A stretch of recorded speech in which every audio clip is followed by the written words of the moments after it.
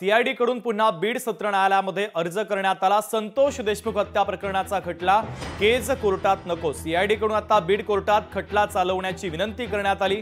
कायदा सुव्यवस्थेचं कारण देत सीआयडीनं कोर्टात या संदर्भात अर्ज केलेला आहे। तर बीड कोर्टात की केज कोर्टात या संदर्भातली साशंकता होती। तर 10 तारखेला देखील आता महत्त्वाचा निर्णय या संदर्भातला येणार आहे।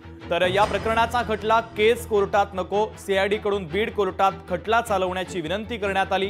कायदा सुव्यवस्थेचं कारण देत सीआयडी आता कोर्टात गेलेली आहे। खटला बीड कोर्टात की केस कोर्टात या संदर्भातला निर्णय आता 10 तारखेला होणार आहे।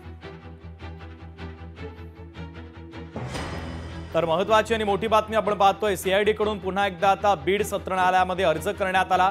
संतोष देशमुख हत्या प्रकरणाचा खटला केज कोर्टात नको। सीआयडी कडून बीड कोर्टात खटला चालवण्याची विनंती करण्यात आली। कायदा सुव्यवस्थेचं कारण देत सीआयडी आता कोर्टात खटला चालवणार आहे। तर या संदर्भातला निर्णय 10 तारखेला होणार आहे।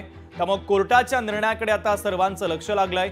त्यामुळे आता हा दाखल केलेली याचिका आणि अर्ज या संदर्भातला खटला बीड कोर्टात की केज कोर्टात या संदर्भात 10 तारखेला फैसला येणार आहे।